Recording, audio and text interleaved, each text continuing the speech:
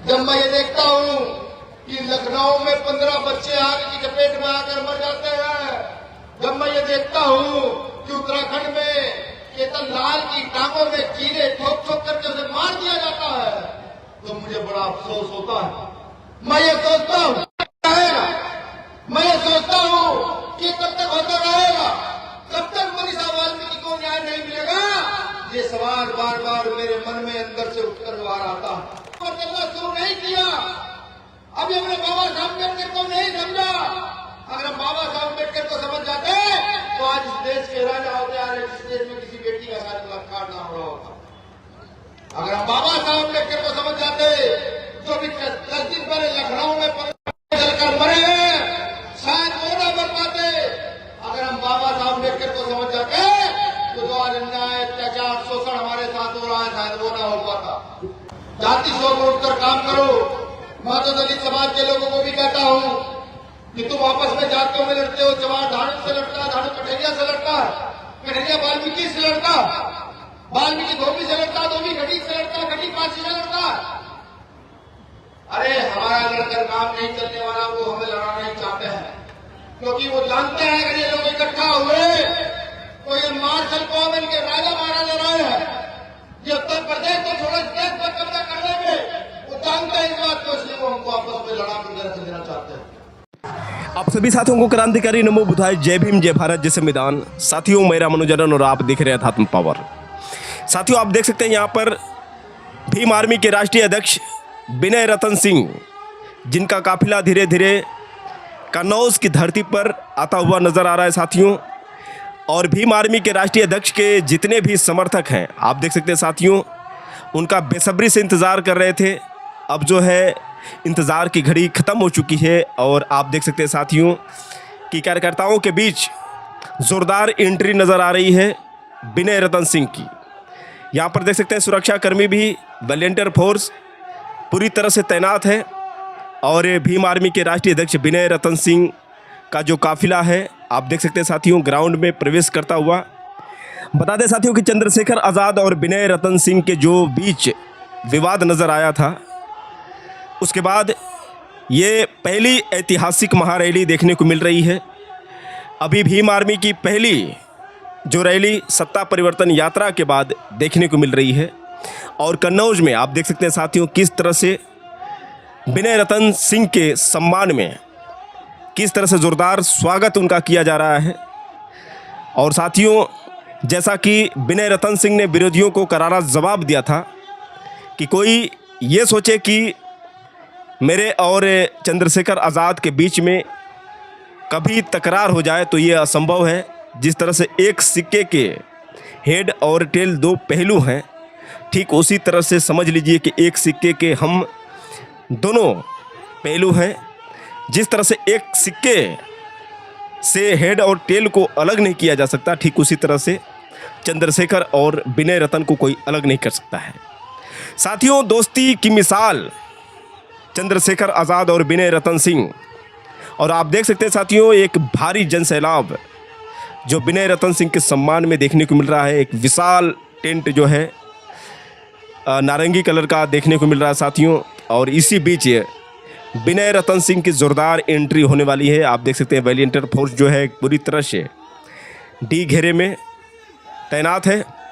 और अभी जो है फ़िलहाल धीरे धीरे एंट्री होती हुई नज़र आ रही है विनय रतन सिंह की। और आप देख सकते हैं साथियों, विनय रतन सिंह की अब एंट्री होने वाली है। ये देखिए साथियों, जिस तरह से सुरक्षा कर्मियों के बीच विनय रतन सिंह की एंट्री हो रही है। आप देख सकते हैं साथियों, जो हज़ारों की संख्या में कार्यकर्ता हैं जो इंतज़ार कर रहे थे विनय रतन सिंह का, अब जो इंतज़ार की घड़ी ख़त्म हो चुकी है। और ये देखिए साथियों, विनय रतन सिंह की धमाकेदार एंट्री होती हुई। और साथियों, जिस तरह से एक दूसरे के साथ थोड़ा सा विवाद हुआ था, उससे कार्यकर्ता घबरा गए थे। और सभी लोग ये कह रहे थे कि किसी भी कीमत पर ऐसा नहीं होना चाहिए कि जो दो ऐसे दोस्त जो हर परिस्थितियों में साथ रहें, लेकिन ऐन मौके पर ऐसा ना हो कि दोनों में विवाद बढ़ जाए। और इसी चीज़ को लेकर लाइव आए थे विनय रतन सिंह और बोले थे कि मैं नहीं चाहता हूं कि ये विवाद बढ़े, क्योंकि विरोधियों को मौका मिल रहा है और ये हमारे अंदर जो है ठीक उसी तरह से जैसे 2-4 बर्तन आपस में होते हैं तो खटखटाते हैं, लेकिन इसका मतलब ये नहीं है कि बर्तन फूट जाते हैं। तो यहाँ पर देखिए साथियों, किस तरह से अभिवादन स्वीकार करते हुए और विनय रतन सिंह जो मंच पर पहुंच चुके हैं और ज़ोरदार उनका स्वागत किया जा रहा है। साथियों आप देख सकते हैं।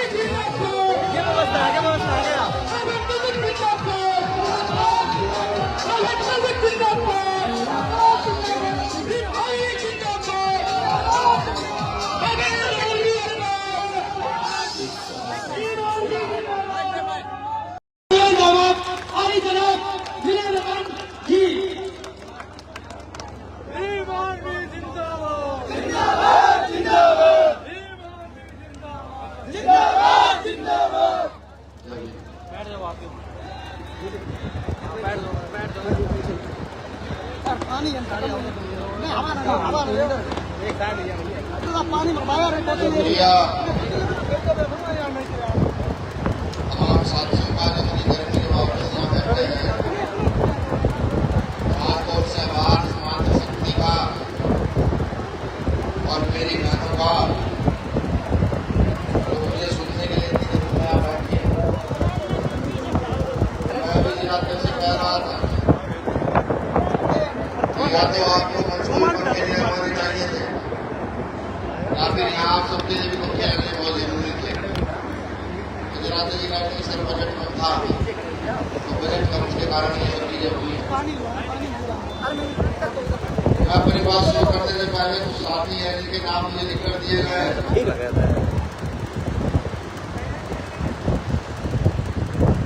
हमारी मंडल कमेटी है, इसमें प्रदेश कमेटी के हमारे साथी प्रदेश के उपाध्यक्ष समेत कौशल वाल्मीकि जी मंडल के प्रभारी भी हैं, प्रसाद गौतम जी मंडल के अध्यक्ष हैं, उन्नत राज जी मंडल कोषाध्यक्ष हैं, आतिक बोध जी मंडल सहयोगी हैं, मनीष साके जी,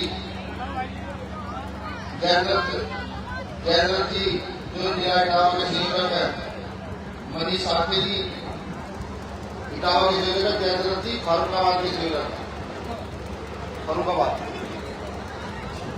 सूरज कुमार जो आज के हमारे साथी हैं जिन्होंने कार्यक्रम आयोजित कराया और अपने क्षेत्र के मजबूत शख्सियत में आते हैं।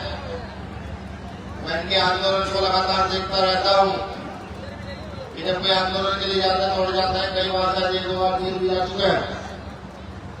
मनोज कुमार जाटव जी, शिवरतन जाटव जी, दीपक कुशवाहा जी, डॉक्टर जितेंद्र जी, धर्मेंद्र कठारिया जी, सूरज गौतम जी, ब्रजेश जी, बबलू कठारिया जी, सन्नी गौतम जी, निखिलेश बटेला जी, अंकुश कठरिया, आकाश समीरपुर, मोहित भाई, ज्ञान सिंह अमीरपुर, सौरभ जाटव, संजीव गोरे, गौरव कठेरिया, अखिलेश राय, धर्मेंद्र मोतीपुर, नरेंद्र दानापुर, सुमित वाल्मीकि, सुरेंद्र वाल्मीकि, निर्मला देवी, प्रताप कटरिया, सुंदर, फैज खान जी, इमरान खान जी, विश्राम सिंह जी, गब्बर सिंह जी, विवेक कठेरिया जी, नंदू जाटव जी, जय सिंह जी,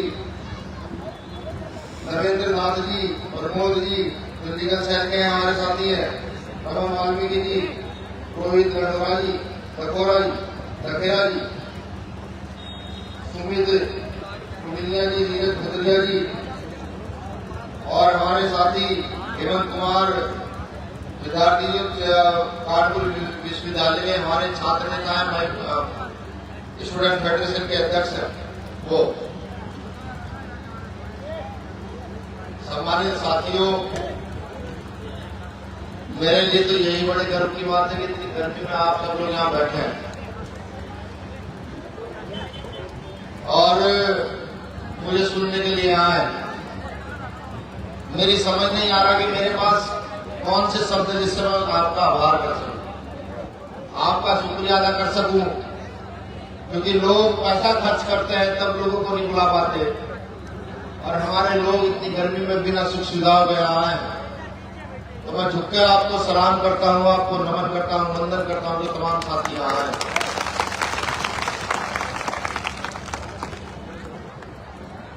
मेरा विशेष नमन यहाँ पर लगे वॉलंटियर फोर्स के जो हमारे साथी हैं, आपके ऊपर तो ये छत भी है, थोड़ी सी धूप से आप बचे हुए हैं, ये वॉलंटियर फोर्स के साथी जो डंडा लिए हुए खड़े हैं, जो यहाँ लगातार धूप और इतनी गर्मी में व्यवस्था बनाने में लगे, मैं आपको भी नमन वंदन करता हूँ, जय भीम करता हूँ। यहाँ पुलिस प्रशासन के जो लोग लगे हुए हैं, मैं उनका भी शुक्रिया अदा करता हूं, हालांकि उनकी ड्यूटी है, लेकिन फिर भी गर्मी का इतना प्रभाव और गर्मी के प्रभाव में ड्यूटी कर रहे हैं। वो सिर्फ यहीं के पुलिसकर्मियों को नहीं, मैं पूरे प्रदेश के और देश के पुलिसकर्मियों का शुक्रिया अदा करता हूं। सर्दी हो, गर्मी हो, धूप हो, आप अपनी ड्यूटी बखूबी करते हैं। कभी कभी आप गलत काम भी करते हैं, हमारे लोगों को डंडा चला देते हैं, हम फिर उसका जवाब भी देते हैं, आंदोलन के रूप में आकर के आपको परेशान करते हैं और अपनी ताकत दिखाते हैं। साथियों, मैं अपनी बात शुरू करूं, बात शुरू करने से पहले बहुजन समाज में जन्मे सभी संतों, गुरुओं, महापुरुषों को नमन वंदन करता हूं। महापुरुषों के नाम इतने ज्यादा है, इनको लिया जाए तो 5 से 10 मिनट उनके नाम लेने में लग जाएंगे, लेकिन नाम खत्म नहीं होंगे। तो मैं अपनी बात संत रैदास जी के दोहे से शुरू करना चाहूंगा। गुरु रविदास जी कहते हैं कि प्राचीनता पाप है, जान ले और मीत। सब साथी गौर से सुने कि प्राचीनता पाप है, जान ले और मीत। रैदास दास प्राचीन से कौन करे रे प्रीत। हमारे पुरखे इस बात को कह रहे हैं कि दास्ता गुलामी पाप है। ये तुम जितनी जल्दी समझ जाओ, ये उतना बेटर, उतना अच्छा तुम्हारे लिए है, वरना किसी दास से, किसी गुलाम से कोई प्रेम नहीं कर सकता, कोई उसकी इज्जत नहीं कर सकता। संत रैदास जी कह रहे हैं। संत रैदास के दोहे को किसी ने आत्मसात किया तो उनका नाम डॉक्टर बाबा साहब अम्बेडकर था। उन्होंने भी यही कहा कि तुम गुलाम को गुलामी का एहसास करा दो तो वो गुलामी की जंजीरें तोड़ देगा। लेकिन अफसोस, बाबा साहब इतना कुछ देकर गए, अब आज भी ना जाने क्यों भी दूसरों के पीछे गुलामी की ओर घूमते रहते हैं। अफसोस होता है ये सुन सुनकर कि आज दलित समाज के किसी व्यक्ति का अपमान कर दिया गया, किसी की हत्या कर दी गई। अफसोस होता है ये सुनकर कि इतनी बेटियों के बलात्कार हुई, उसमें अधिकतर दलित समाज की बेटियां थी। और पूछना चाहता हूं डॉक्टर बाबा साहब अम्बेडकर आपको लोकतंत्र में वोट का अधिकार देकर गए और ये कहकर गए कि जिसकी जितनी संख्या वाली उसकी उतनी हिस्सेदारी, तो आखिर हमने आज तक वोट का प्रयोग सही से क्यों नहीं किया? हमने क्यों राजसत्ता की ओर अपना कदम नहीं बढ़ाया? हमने क्यों बाबा साहब के द्वारा लिखित संविधान को समझने का प्रयास नहीं किया? आज चंद मुट्ठीभर लोग इस देश में राज कर रहे हैं और इस देश की बहुसंख्यकवादी, जिसे SC ST OBC माइनॉरिटी कहा जाता है, जिन्हें यहां पर मजदूर किसान कहा जाता है, वो आज भी गुलाम है। ये सोचने समझने का सवाल है कि अगर आज भी हम ये नहीं सोच पा रहे हैं कि आखिर हमारे बच्चों को सरकारी नौकरियां क्यों नहीं मिल पा रही हैं, हम आज भी ये नहीं सोच पा रहे हैं कि आखिर हमारी दैनिक मजदूरी क्यों नहीं बढ़ पा रही है? अगर हम आज भी ये नहीं सोच पा रहे हैं कि हमारे घर का बच्चा अच्छे स्कूल में क्यों नहीं पढ़ पा रहा है, तो सोचो हम कहां खड़े हैं। भीम आर्मी चाहती क्या है? भीम आर्मी चाहते कि आपके घर का बच्चा हो, चाहे यहाँ के कलेक्टर का बच्चा हो और चाहे आपके यहाँ के विधायक और मंत्री का बच्चा हो, ये सारे बच्चे एक जैसे स्कूल में एक जैसी बेंच पर बैठकर पढ़े। यही भीम आर्मी चाहती है। आज भीम आर्मी के लोगों को जेल किसने में लगाता कि भीम आर्मी के लोग समता समानता की बात करते हैं, वो शिक्षा के एक जैसी शिक्षा होने की बात करते हैं। इस बात से अमीरों के पेट में दर्द होता है और वो हमारे कार्यकर्ताओं को कहीं ना कहीं उठाकर फंसा करके जेल भेज देने का काम करते हैं। अब आप सोचिए कि अगर आपका बच्चा और पीएम का बच्चा एक जैसे स्कूल में पढ़ेंगे, दोनों की एक जैसी शिक्षा होगी, अगर दोनों सीखेंगे तो अच्छा पढ़ना सीखेंगे, वरना दोनों के दोनों ही खिचड़ी खाना सीखेंगे, तो समझिए क्या तरक्की होगी या नहीं होगी। जब डीएम का बेटा आपके पास बैठ कर पढ़ रहा होगा तो उस स्कूल के पढ़ाने वाले मास्टरों को भी ये रहेगा कि अगर हमने अच्छा ना पढ़ाया तो डीएम हमें सस्पेंड कर देगा। यही तो भीम आर्मी चाहती है। भीम आर्मी चाहती है कि जब आपके घर में कोई बीमारी आए या आपके घर में कोई बीमार हो, आपका बुजुर्ग बच्चा भाई बहन कोई बीमार हो, तो एक जैसा इलाज सबका किया जाए। कि अगर यहाँ के माननीय मुख्यमंत्री को बुखार चढ़ जाए, डेंगू हो जाए और एक रिक्शा चलाने वाले को डेंगू हो जाए, दोनों का इलाज एक जैसे हॉस्पिटल में हो। एक खाट पर मुख्यमंत्री पड़ा और दूसरी खाट पर वो मजदूर पड़ा हो, बीमार भी एक साथ। ये चाहत पूरी कैसे होगी, ये भी बड़ा सवाल हो कि चाहत को पूरा कैसे किया जाए। आज भारतीय जनता पार्टी के लोग बड़े पैमाने पर समाज का शोषण कर रहे हैं। अभी आपने देखा होगा कि पिछले साल पुलिस की भर्ती आई थी, सन 2024 में पुलिस भर्ती का पेपर लीक हुआ और लगभग 45 लाख बच्चे, 45 लाख युवा जिन्होंने वो फॉर्म भरा था, ज्यादा एजेंडा है भाई आपकी, उनका सपना एक मिनट में चकनाचूर हो गया और सरकार ने सिर्फ एक बार ये कहा कि ये भर्ती दोबारा हो। समझिए चल क्या रहा है। वो कहावत है कि चोर चोर पोसे रे भाई, पेपर भी तुम बनाओगे, घोषणा भी तुम करोगे और पेपर लीक भी तुम करोगे और फिर ये भी कहोगे कि दोबारा परीक्षा होगी, बच्चों का भविष्य बर्बाद करोगे, ये भी तुम ही करोगे। तो कहावत पर साइड बैठ के चोर चोर पोसे रे भाई, आगे कब तक ये चलता रहेगा? मैं पूछता हूं बहुजन समाज के लोगों से, मैं पूछता हूं यहाँ पे अपनी माओ से कि क्या आप नहीं चाहती आपका बच्चा अच्छी शिक्षा ग्रहण कर अच्छी जगह नौकरी करे और अच्छी गाड़ी घोड़े में घूमने का काम करे? क्या आप नहीं चाहती कि आपके घर के परिवार के बच्चों का इलाज अच्छा हो? क्या आप नहीं चाहते कि आपको भी अच्छे मकान में रहने की सुख सुविधा दी जाए? क्या आप नहीं चाहते कि इतनी गर्मी में आपके घर में भी एसी की सुविधा हो? क्या आप नहीं चाहते कि आपके बच्चों के लिए भी अच्छी सुख सुविधाएं पैदा की जाए? और अगर आप ऐसा चाहते हो तो ये सब सुविधाएं पैदा हो सकती है, ये सारे काम हो सकते हैं। इन सुविधाओं को पैदा करने के लिए आपको डॉक्टर बाबा साहब अम्बेडकर का द्वारा जो दिया हुआ संविधान है, उस संविधान को आत्मसात करना होगा।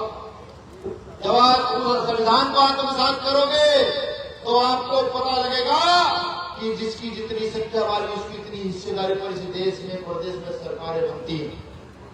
और जब सरकार बनती है तो आपने कभी देखा किसी राजा महाराजा की लड़की का कभी बलात्कार होता है क्या? किसी अमीर आदमी की जमीन छीनी जाती है क्या?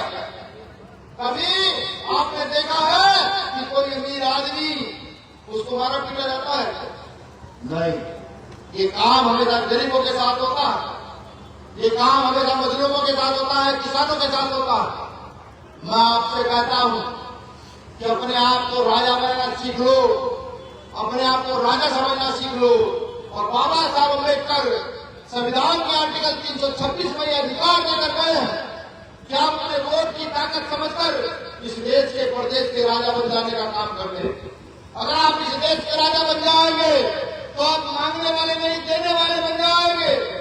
आप लोगों को नौकरियां दे सकते हैं, आप लोगों को मकान दे सकते हैं, आप लोगों को सारी सुख सुविधाएं दे सकते हैं अगर आप राजा बनना सीख गए तो। वरना मेरे भाई, मेरे दोस्तों, भारतीय जनता पार्टी तो कब से संविधान को खत्म कर देना चाहती, कब से ये चाहती कि संविधान कब खत्म हो, यहाँ की बहुसंख्यक आबादी ये कब उनकी गुलाम हो और कब उनके घर पर जाकर के माथा टेकने का काम करे, उनको माई बाप कहना शुरू करे। तो मैं यही आपसे निवेदन करता हूं कि अपने बच्चों के भविष्य के लिए,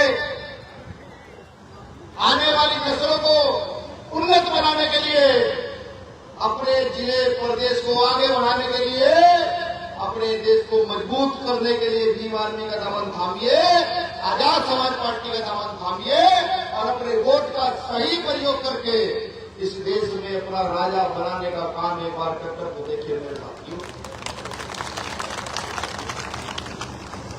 मैं जब चाइना को देखता हूं, चाइना में 10 साल का बच्चा भी घर बैठकर पैसे कमा रहा, वहां से एलईडी बल्ब बनाकर भारत भेज रहा है, हम उसको खरीद रहे हैं, टैक्स ले रहे हैं और वो टैक्स का पैसा वो 5 साल का 10 साल का चाइना का बच्चा पैसा कमा रहा। मैं जब देखता हूं कि आप अपने घर में जाइए, जब त्योहार होते तो एलईडी लगती है, ट्यूबलाइटें लगती है, पंखे लगते हैं, तो उस पर लिखा होता है मेड इन चाइना, चाइना से वो चीज आती है। या लिखा होता है मेड इन जापान, वो चीजें जापान से आती है। फिर मैं ये सोचता हूं कि भारत में ऐसी क्या कमी कि भारत के लोग ऐसा नहीं करते। फिर जब इतिहास में नजर डालता हूं तो पता लगता है कि भारत में एक ही कमी है, जातिवाद। भारत का तब ऊंच नीच में बटा रहेगा। किसान मजदूर की तरक्की देखो, अगर किसान मजदूर की तरक्की होगी तो भारत की तरक्की आपको देखने को मिलेगी। लेकिन अफसोस होता है जब इस सरकार को मैं किसान मजदूर की तरक्की देखता हूं कि वो कोटे से 5 किलो अनाज तो हमें दे देते हैं, लेकिन वो हमें 5 दिन की नौकरी देना पसंद नहीं करते। मैं जब देखता हूं कि ये सरकार अमीरों को और अमीर करती जा रही, गरीब और गरीब होता जा रहा, जब मैं देखता हूं कि सरकार में किसानों की आत्महत्या का आंकड़ा लगातार बढ़ रहा, जब मैं ये देखता हूं यहाँ पर बेरोजगारी का आंकड़ा विश्व में धीरे धीरे सबसे पहले ऊपर के नंबर पर जा रहा है, जब मैं ये देखता हूं कि लखनऊ में 15 बच्चे आग की चपेट में आकर मर जाते हैं, जब मैं ये देखता हूं कि उत्तराखंड में केतन लाल की टांगों में कीड़े ठोक ठोक करके उसे मार दिया जाता है, तो मुझे बड़ा अफसोस होता है।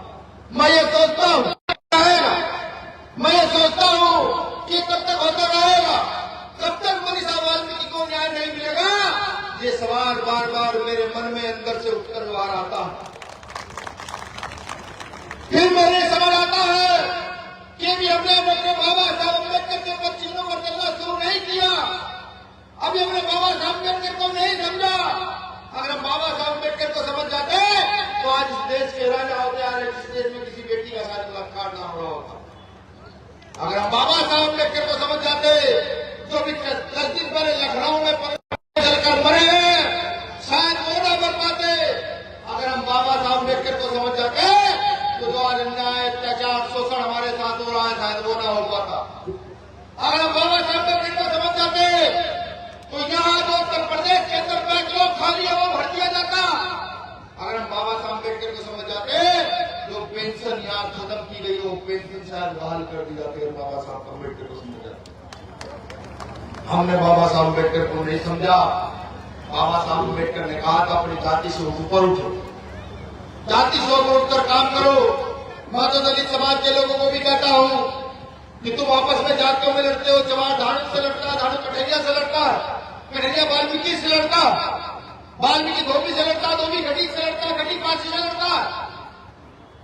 अरे हमारा लड़कर काम नहीं चलने वाला वो हमें लड़ाना नहीं चाहते हैं, क्योंकि वो जानते हैं अगर ये लोग इकट्ठा हुए तो ये मार्शल कौम इनके राजा महाराजा रहे हैं, ये उत्तर प्रदेश को छोड़ो देश पर कब्जा कर लेंगे। वो जानते हैं इस बात को, इसलिए वो हमको आपस में लड़ा कर देना चाहते हैं। समझो, समझाओ, पढ़ाई लिखाई को घर घर तक जाकर बताए कि हमारा काम आपस में लड़ना नहीं, हमें तो एकजुट होकर बंद होकर खड़े होकर के देश की राष्ट्रता को अपने कदमों में झुकाना, ये काम करने का काम करो। जिस दिन ऐसा कर दिया मेरे साथियों, उस दिन मैं लिख कर देता हूं, किसी बच्चे की फीस की दिक्कत नहीं होगी। कोई बच्चा अगर अच्छी डिग्री करना चाहे, आईएएस पीसीएस करना चाहे और उसके पास पैसे नहीं है तो उसकी पैसे की दिक्कत नहीं होगी, उसकी शिक्षा बिल्कुल फ्री कर दी जाए।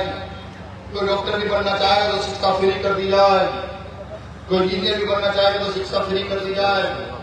तो मैं यही निवेदन करता हूं कि इस प्रकार का भारत हम चाहते हैं, इस प्रकार की तरक्की हम चाहते हैं, और ये काम कोई अम्बेडकरवादी कर सकता है और किसके बस का ये काम नहीं है। और यहाँ मेरा छोटा भाई सूरज खड़ा, हो सकता है ये आने वाले समय में यहाँ से संभावित प्रत्याशी आपका हो सकता है। लोकतंत्र,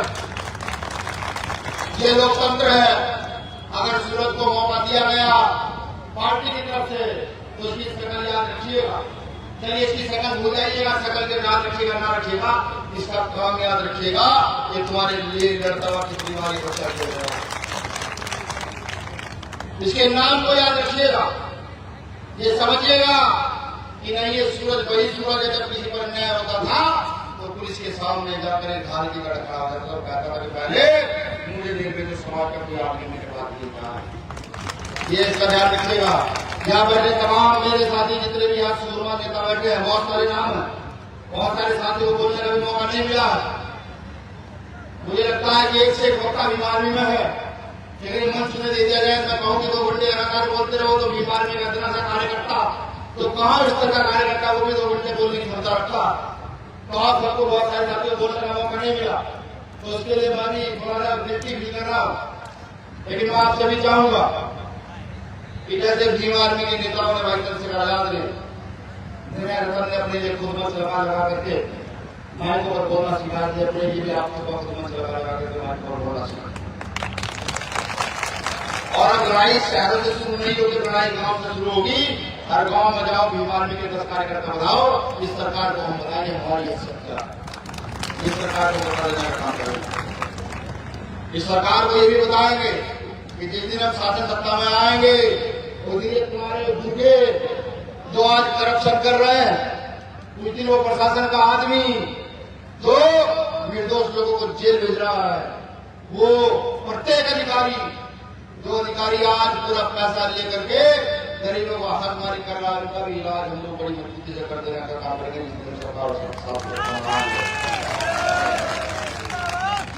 ये भी तय है कि अगर महापुरुषों का आशीर्वाद रहा और सरकार आई तो कोई बच्चा ये नहीं कहेगा भैया मेरे पास काम नहीं है। उसको ये ऑप्शन दिया जाएगा कि उसको कौन सा काम कर सकता है, कौन सा काम मुझे करना है। ये टेक्नोलॉजी भी भारत में हम लोग स्थापित कर देने का काम करें। और मैं बताऊं कुछ साथियों को भरम है, मुझे समय भी गुजरात गया था। गुजरात में 18 दिन के बच्चे को जेल भेजा गया, उसकी मां को, उस 18 दिन के बच्चे को। तो वहां मुझे पत्रकार ने पूछा कि भैया आपके विषय में ये लोग कहते हैं कि आप तो दंगा करते हो, आप लड़ाई झगड़ा करते हो, भैया ये बड़ा मिथ्या फैला हुआ है पूरे गुजरात में, आप इसका जवाब दे। मैंने उसको बताया कि मेरा उत्तर प्रदेश का प्रदेश अध्यक्ष डॉक्टरेट है, पीएचडी होल्डर है। मैंने उसको बताया कि मेरा बिहार का प्रदेश अध्यक्ष जो है वो लॉयर एलएलबी की तैयारी कर रहा है। तो जब मैंने उसको बताना शुरू किया, देखा उसने कोई डॉक्टरेट है, कोई इंजीनियर है, कोई वकील है, कोई टीचर है। मैंने कहा ये प्रदेश बॉडी है, जिला बॉडी में जाओगे तो जिला बॉडी में भी ऐसे लोग हैं। फिर मैंने उससे सवाल पूछा क्या डॉक्टरेट पहले कलम की ओर बढ़ेगा या डंडे की ओर बढ़ेगा? तो उसने खुद कहा भैया पहले डॉक्टरेट कलम की ओर बढ़ेगा, डंडे की ओर नहीं बढ़ेगा। हमने कहा भैया ये है सही तुम्हारा पॉइंट, इसको बताओ। हम तो कलम के आधार पर आर्टिकल 19 जो हमें राइट देता है, जब अन्याय अत्याचार होता है तो आर्टिकल 19 का प्रयोग करके सड़कों पर संवैधानिक आंदोलन करते हैं और इस आंदोलन से ही सरकार, प्रशासन, मनवाद सब लोग डर जाते हैं, इसलिए वो हमें दंगई बताते हैं। तो उसने कहा भैया बिल्कुल सही कह रहे हो। तो मैं आपसे यही निवेदन करूंगा कि ये गर्मी का माहौल, बहुत सारे साथी पेड़ों के नीचे बैठ गए हैं, बहुत सारे साथी तो सड़कों के नीचे है, कोई कहीं बैठा हुआ है। मैं जानता हूं गर्मी बहुत, इस गर्मी के ताप को झेलना सीख लीजिए। हमारे पुरखों ने सबसे ज्यादा गर्मी का ताप झेला। गांव गांव जाकर, घर घर जाकर बीमार का कार्यकर्ता पैदा कीजिए और प्रण ले लीजिए। इस बार 27 में सत्ता परिवर्तन करके दिखाएंगे। भारतीय जनता पार्टी को ये बताएंगे, भारतीय जनता पार्टी को ये बताएंगे कि यहाँ के बहुजनों में वो ताकत हो सकती है कि लोग बिना पैसे के तख्ता उलट करने की क्षमता रखते हैं। और मुझे आशा नहीं, मुझे उम्मीद है कि आप सब करके दिखाएंगे। मैं अपने अंतिम शब्दों में संत कबीर की 2 लाइनें हैं, उनसे अपनी लाइनों को का समापन करूंगा। संत कबीर कहते हैं कि बुरा जो देखकर मैं चला, बुरा ना मिलियो कोई। क्या कहते हैं संत कबीर? गौर से सुनिएगा कि बुरा जो देखकर मैं चला, बुरा ना मिलियो कोई। जब दिल देखो अपना, खुद से बुरा ना कोई, खुद से बुरा ना कोई। तो गलतियां कमियां हमें है, दूसरे में कोई कमियां नहीं है, अपनी कमी को सुधार करना है। शुक्रिया।